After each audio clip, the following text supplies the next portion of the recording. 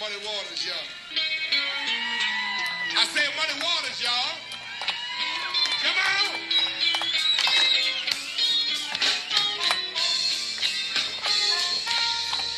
I drink champagne when I'm thirsty. I smoke a reefer. Hi folks, welcome down to Heard It on the X, Western New York's premier music talk show. My name is Rich Rogenmoser. I want to welcome, we have an esteemed panel with us today, guest Donnie Tomasulo, but first I want to welcome the mighty Reverend Mick Hayes. Hello, hello, hello. Mick just did some real exciting stuff over the weekend. Played at the Rochester International Jazz Festival. We said it right this time. How'd it go, Mickey? How'd you do? Actually, again, I was really impressed. The people of Rochester really receive us so well out there, as they do here in Buffalo. But it was our we did 6 shows in 5 days this week, all under my name. I'm proud to announce. I know I didn't really talk to you all week. It was show after show after show for you. I even told all my friends, I'm like, look, if you can't get a hold of me, you're going to have to come to a show because it was 6 shows in 5 days. Doubleheader on Friday, doubleheader yesterday. And both shows were in Rochester yesterday. So we opened for Los Lonely Boys. Those guys could not be any cooler. And when I opened for them last year at the Square, I didn't get a chance to meet them. And they actually stood stage side and listened to our set and everything this time. And they were so cool. You played how many people at the festival? Estimated, I don't know. They were saying, 17 to 20,000. All right, and then you did a gig after, right? Yeah, and then I played afterwards. All right. A friend of ours has got a bar out there too, so we went and played there. Which is total It's funny we're getting into the Big Al Carson thing a little bit later, and I know we'll explain that. But this was like a New Orleans bar, right in Rochester. It was really cool. It's called Smoking Joe's. It was a great time. A lot of great stuff went on over the weekend here in Buffalo. I mean, you could tell that summer's in full swing. Oh, yeah. New festival started. Next week we're going to have some guys on talking about this Rock the Tower concert series, which I was at the inaugural event. It was unbelievable. Really proud of these guys. Seamus Gallivan, again, who's a name that just keeps popping up. He's like a mover and shaker now, this Seamus. He's a Western New York mover and a shaker. He is. Also with us, we have the doctor. Hello, how is everyone? Doctor did not leave town to go see Dave Matthews as well. I checked out the Allentown Art Festival yesterday. Did you? How was that? That was Good? pretty cool. And then I checked out Free Henry, the band we had on last week. They did an acoustic show downtown. That was pretty cool, good too. All right, excellent. So there's a lot of music happening in Buffalo. I also want to welcome Dick Bowerly down. Hi, Dick. Hey guys, how you doing? Nice to be back. Always nice to have Dick, and Dick is one of the biggest reasons why Mick and I have this show. He was behind the scenes helping us out all the way through it. Really, he's just a wealth of knowledge and somebody who really pulled for us to do this, and I want to thank you, Dick, for that. Hey, no problem. You guys deserve it, and the Buffalo music community deserves it as well. And I'm really proud of you guys because we're doing what we set out to do, which is trying to do this show the right way. And you guys are, kudos to you. We're 4 weeks in, I think, now, and so far so good. And hey, the best is yet to come. The best is yet to come, and part of what's going to happen in a little bit, I know your favorite music city outside of Buffalo, I'm guessing is Nashville. Am I right there? Yeah. Do you have a favorite music city, Dick, outside of Buffalo? I love Nashville. Do you love Nashville? Yeah. Donnie's in studio right now, although we're not letting him talk. We'll let him talk right now, Donnie. I'm just hanging out. I love the Buffalo music scene. I love being here. I don't think there's... Outside of Buffalo, though, if you excluded, but we all love the Buffalo music scene, but if you excluded Buffalo, Nashville, Memphis, Austin... Actually, I love going... You were talking about New Orleans. I love being in New Orleans, going up and down, and just get some good Cajun fun. I love the New Orleans. New Orleans is by far my favorite music city. I mean, no offense to any other city, other than Buffalo, New Orleans is amazing, and Mick will understand how heavy this statement is that I'm about to make. 2 times in my life, I've been completely floored by walking into a bar and hearing a band.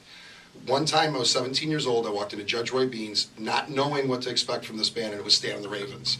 And every day, from that point on until Stan's passing, I seen them wherever they were. It didn't matter. New Orleans, the lovely Kim Marie and myself go down there. We go to the Funky... We were actually told to go to the Funky Pirate from... the doorman, Chris, I believe. What a great name for a bar. It's a great bar, man, too. We were told to go to the Funky Pirate. We went there, I think, the first night on maybe a Thursday, and we went every night. Big Al Carson and the Blues Masters blew me away, and on phone with us right now is Big Al. Big Al, you there? How you doing? I'm doing well, brother. How you doing? Everything's We lovely. came into the segment with one of your songs coming off of Muddy Waters song cover that you guys do. Exactly, beautiful. Yeah, how are things down in New Orleans right now? Things are still perking. I mean, we're still trying to survive with the BP and things of that nature, and just the heat. You can't get away from the heat and the humidity in New Orleans. Yeah, cities, a lot of cities take it on the chin. I mean, up here in the Northeast, Buffalo and Pittsburgh and Cleveland, when Big Steel kind of went away, it really affected us economically. I don't know in the last 5 years if there's been a city that has really just been pushed around like New Orleans has. And the resiliency and the love of city that you folks have, I think, is inspirational. The love that you have for your own city. But there's a lot of culture here in New Orleans, and we just refuse to let it die. Refuse to let people take away what New Orleans actually is, And that's part of the music, the food, the people. And it's just one of those things that's embedded inside of you, It's so true. When you're down there, I mean, you just see this inbred music society. Everyone. It lives and breathes music. It has an existence of its own. We were talking earlier. You and I were talking earlier. You're releasing a new CD. I have a new CD out called Three Fat Cats and One Skinny Dog. It's on Rapidash Records.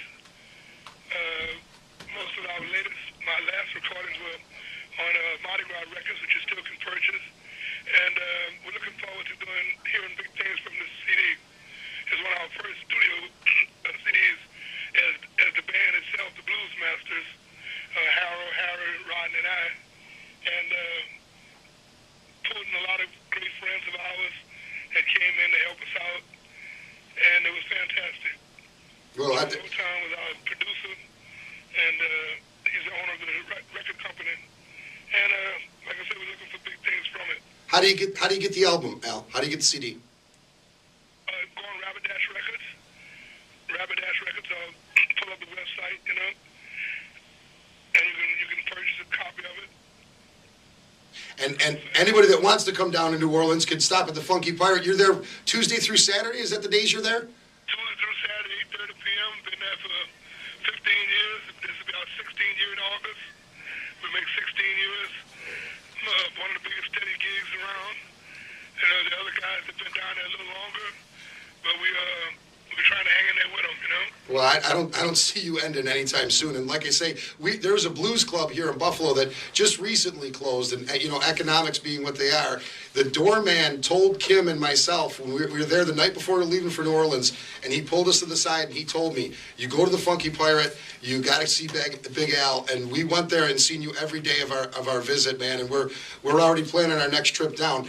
How are things tourism wise with what's going on with BP? Right now, tourism is pretty good. We have Microsoft in town, and we have some other venues in town. And people are still coming down for the summertime. Those that want to enjoy the French quarters and the food and things. Unfortunately, we just had one of our major oyster houses closed down because of lack of oysters. But I think that'll pick up as soon as we can get rid of some of this oil and let people go back to work fishing instead of cleaning up earls. How long are the? Fishing, but it's something that it just affects you anyway. Absolutely. How long are they saying down there till the oil's cleaned up? I think it'll be as long as it takes. I don't think it'll be anytime soon, but I think it'll be as long as it takes. But it'll be a welcome sight. Yeah, I mean, and like I say, the things. We're from Buffalo, we're resilient, and, we've had blizzards, and we've had, steel plants that employed 20,000 people leave town, and but you guys, very much like us up here, man. Well, brother, I don't know if there's another city, honestly, that has gone through what you guys have gone through. And like I say, the love of your city, and all it takes is anybody to go down to your city, and you're hooked. I mean, you're absolutely hooked.